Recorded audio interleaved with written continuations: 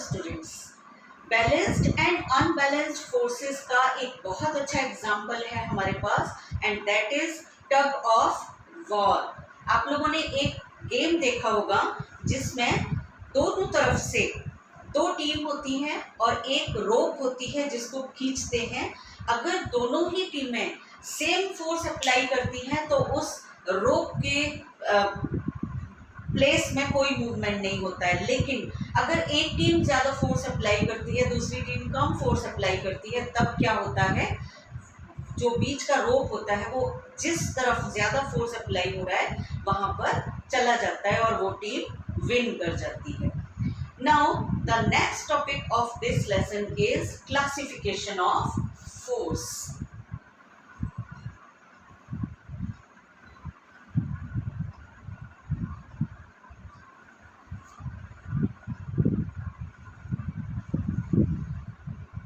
We have two types of forces. Number one, contact force, and number two, non-contact force.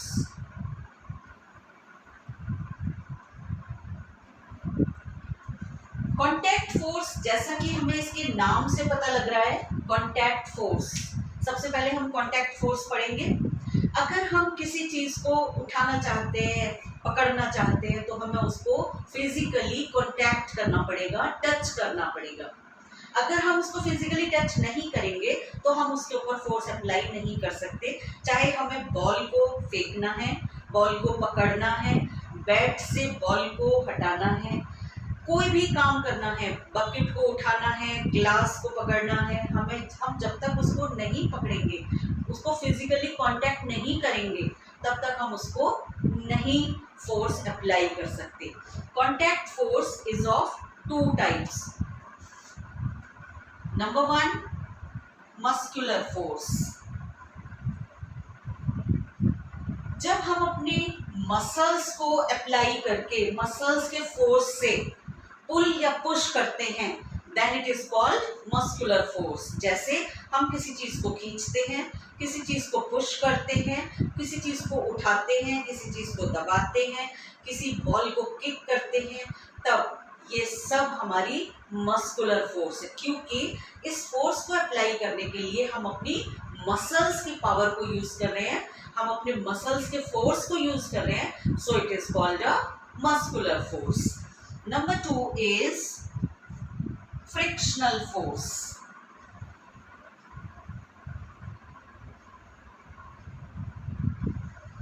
Frictional force क्या है? आपने कभी देखा होगा कि जब हम एक बॉल को किक करते हैं तो थोड़ी दूर जाने के बाद बॉल अपने आप से रुक जाती है। क्या उस बॉल को किसी ने रोक दिया? हमने तो नहीं रोका। फिर कौन सी ऐसी फोर्स आई जिसकी वजह से चलती हुई बॉल रुक गई? हमारा लॉ कहता है कि अगर कोई चीज मूवमेंट में है तो वो मूवमेंट में ही रहेगी जब तक उसके ऊपर कोई फोर्स अप्लाई न किया जाए। तो जब हमने फोर्स अप्लाई किया था बॉल को किक करने के लिए, तो ग्राउंड में चलते चलते वो रुक क्यों गई? ऐसा क्यों हुआ? ऐसी कौन सी फोर्स उसके ऊपर अप्लाई हुई जिसने उसको रोक दिया? ये है फ्रिक्शनल फोर्स। कोई भी मूविंग ऑब्जेक्ट मूव करते करते रुक जाता है due to the frictional force. अब ये फ्रिक्शनल फोर्स कौन अप्लाई कर रहा है? अगर हमने बॉल को ग्राउंड में डाला है, ग्राउंड में किक किया है, तो ग्राउंड उसको रोक रहा है। अगर हमने बॉल को एयर में डाला है तो एयर उसको रोक रही है।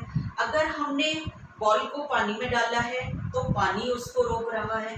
कोई ना कोई चीज जो सराउंडिंग मीडियम में है, चाहे वो सॉलिड है, लिक्विड है या गैस है, वो उसके ऊपर एक फोर्स अप्लाई कर रहे हैं जो उसको रोक रहा है। और ये फोर्स हमेशा अपोजिट डायरेक्शन में अप्लाई होती है, इसलिए हमारे ऑब्जेक्ट का जो मूवमेंट है वो खत्म हो जाता है और ऑब्जेक्ट रेस्ट कंडीशन में आ जाता है। This is called the frictional force.